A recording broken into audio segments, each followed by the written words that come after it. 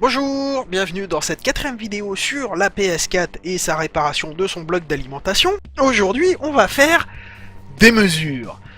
Et pour nous simplifier un peu la vie, je nous ai fait un petit outil très sympa. Bricolé avec 3 images et un petit logiciel qui n'est pas prévu pour ça du tout, mais ça c'est pas grave. Alors, de quoi est-ce qu'on a besoin? De GIMP et d'un peu de place sur le bureau pour pouvoir utiliser la souris.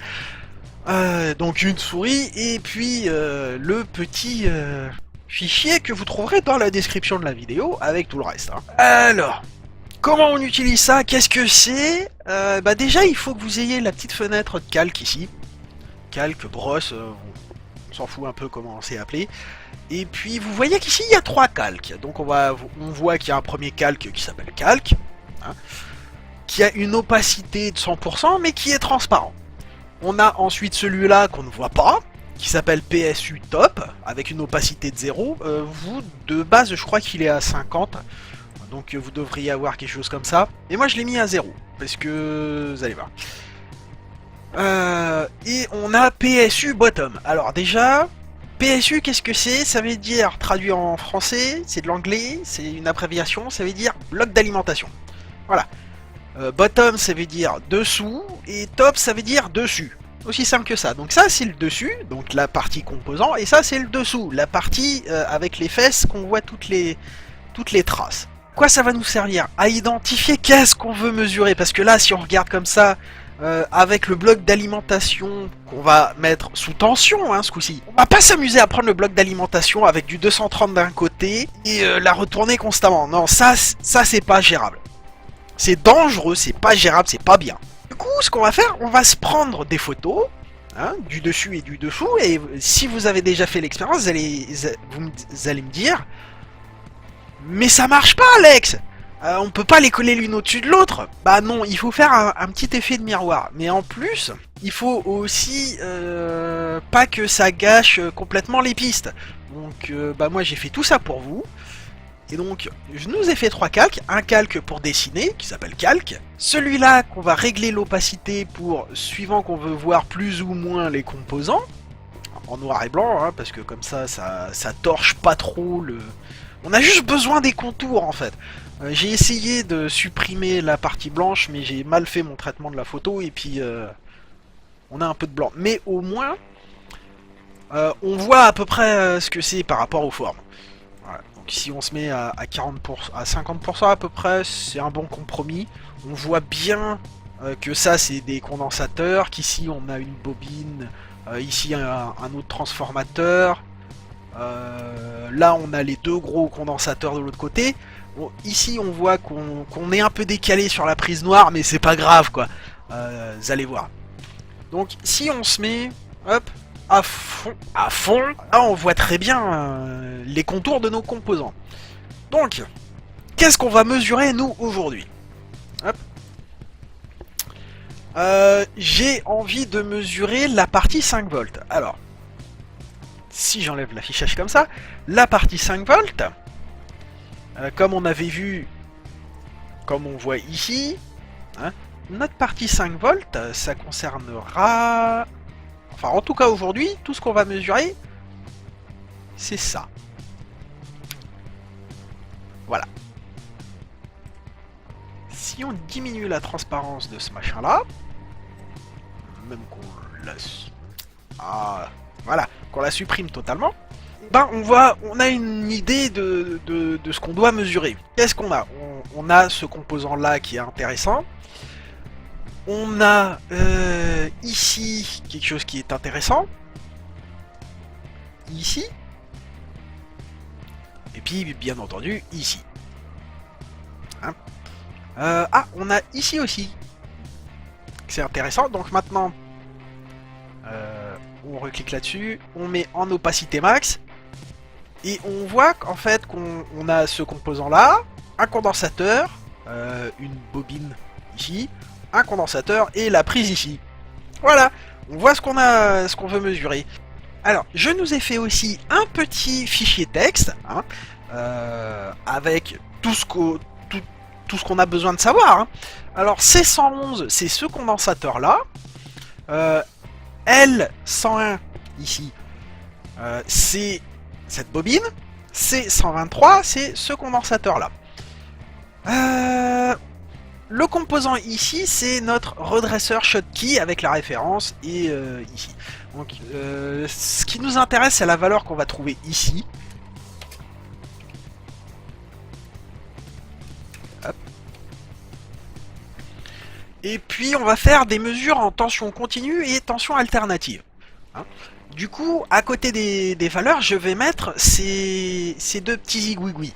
Hein, le trait tout simple pour dire que c'est une tension continue, et la petite vague, le tilde, il me semble que ça s'appelle, pour dire que c'est une tension alternative.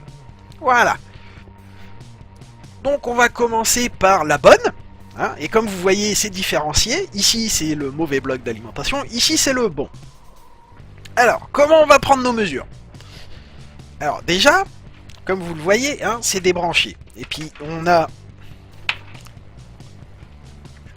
le couvercle ici, que je vais hop, mettre jusque là, pour ne révéler que la partie qui nous intéresse à mesurer, parce qu'on sait que plus loin, il y a vraiment du danger, donc on touche pas. Ensuite, avec notre multimètre, on prend la pince croco, une pince croco comme ça, pour libérer une main. Hop là. Et ici, on a vu dans une de nos vidéos précédentes que c'est la masse. Hein, voilà. Si on veut être sûr qu'on est bien, ici ça mord bien sur la masse, on se met en ohmmètre, donc là on voit OL, et on prédit. Hein. On sait que, on voit ici que c'est un seul bloc de cuivre, et que ça va ici. Si je mesure les ohms entre ici et là, ça veut dire qu'il y a 0 ohm, ou très très peu de résistance. Et là, on voit que ça, on est en boucle ouverte, donc ça ne mord pas assez bien. Et là, on voit qu'on a 0,0. La pince croco est bien positionnée. Hein. Et on fait ça quand c'est débranché. Hein. C'est le bon fil, ça. Ça, c'est débranché. On le fait pas quand c'est branché. Maintenant qu'on a préparé ça, on va pouvoir brancher et faire nos mesures. Donc on va déjà vérifier partout si on a une tension continue. Si on n'a pas de tension continue, on devrait trouver du 5 volts quelque part, hein, si le bloc d'alimentation était démarré. Si on trouve rien, moi j'ai fait des recherches de mon côté et on doit trouver des tensions alternatives. Et puis on va mesurer sur toutes les pistes, enfin toutes les bornes qui nous intéressent. Voilà. Qu'on a identifié ici. Du coup, hop. Toi, on n'a plus besoin de toi, on veut uniquement la partie qui nous intéresse avec les bornes qui nous intéressent. Voilà, on sait qu'on veut mesurer ici. On peut mesurer ici et là, ici et là, ici et là, et puis les 5 points ici. Voilà.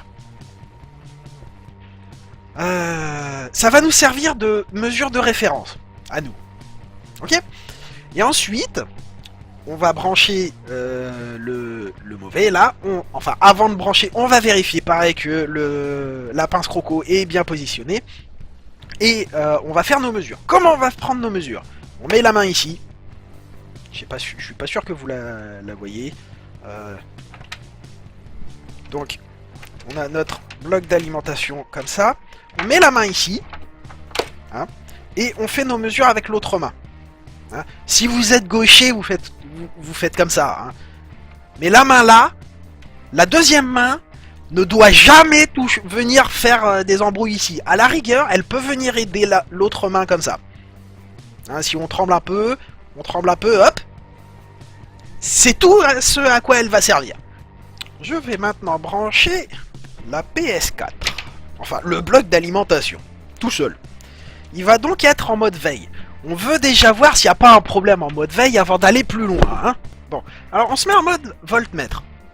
Hop, je vais le mettre dans le bon sens pour vous. Voilà, ça va être un peu dur pour moi de lire, mais je vais faire avec. Alors, on se met en mode voltmètre. On est d'abord en tension continue.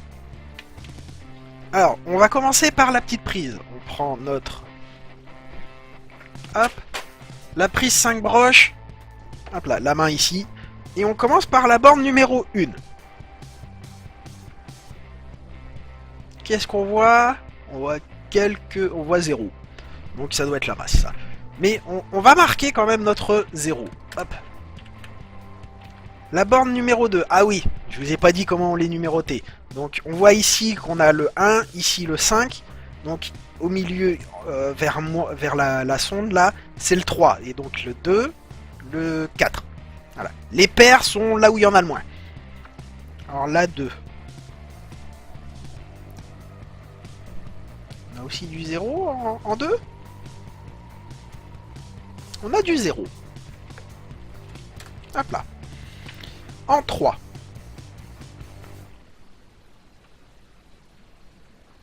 Oh, c'est quoi cette polio de merde?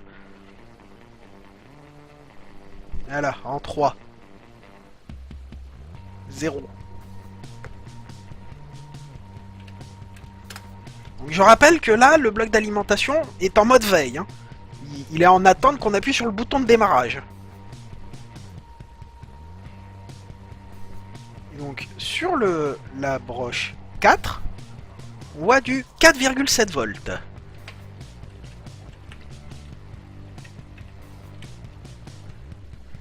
Sur la broche 5,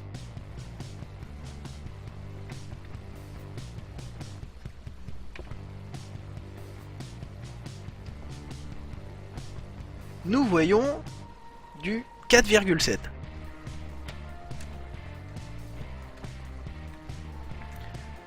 Voilà. Donc, maintenant, on va passer en alternatif.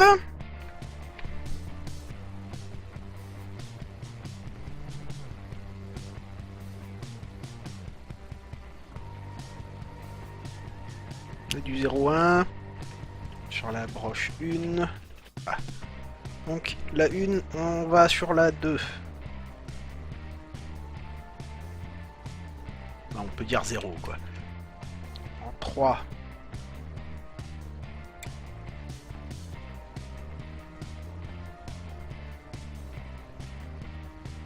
Rien.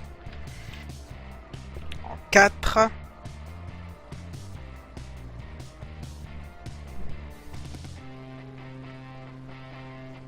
Rien. En 5.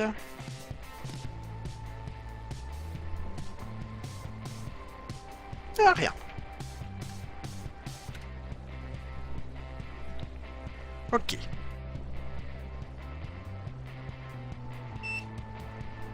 Donc on repasse en alternatif. Et donc on identifie ici. Donc ici on a... Enfin sur notre schéma on voit que c'est ces deux trucs là. Ici, hop, on repasse. C'est là. Avec le petit condensateur ici, hop.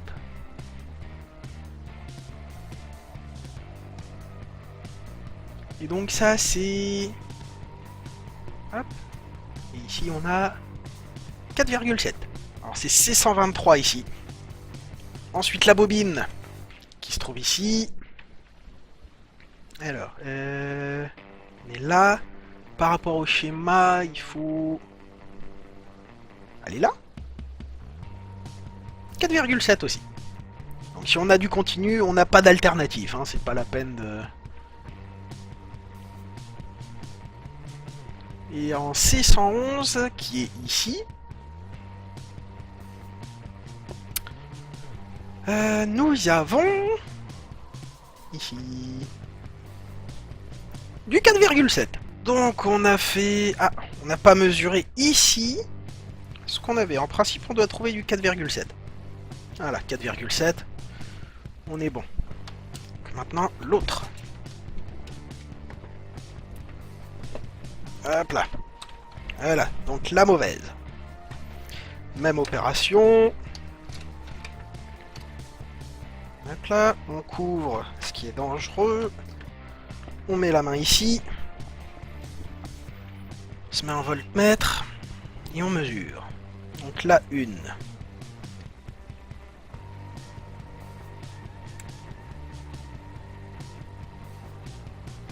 Oui, non mais si je mets pas la bonne aussi... Voilà. Bon, alors maintenant... Hop là. Et mesurons... Pareil. Donc la 1...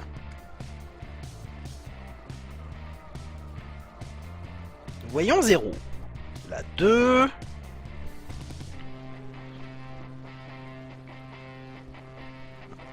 Peut-être pousser un petit peu pour que vous voyez mieux.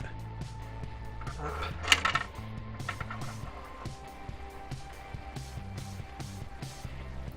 Hop, la 2. 0. La 3.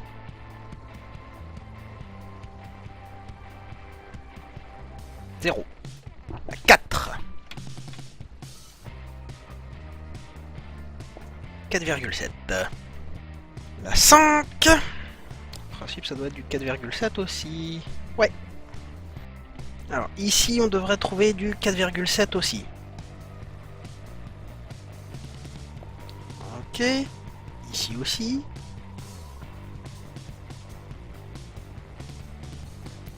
On le trouve. Et ici aussi. Ok, bah on trouve du 4,7 partout. Voilà. Voilà. Donc en mode veille, les deux consoles se comportent exactement pareil. C'est la conclusion de la journée. Voilà. Donc bah j'espère que vous aurez appris quelque chose. La vidéo vous a plu. Vous trouverez toutes les ressources dans la description de la vidéo. Et bah, je vous dis à bientôt pour d'autres mesures.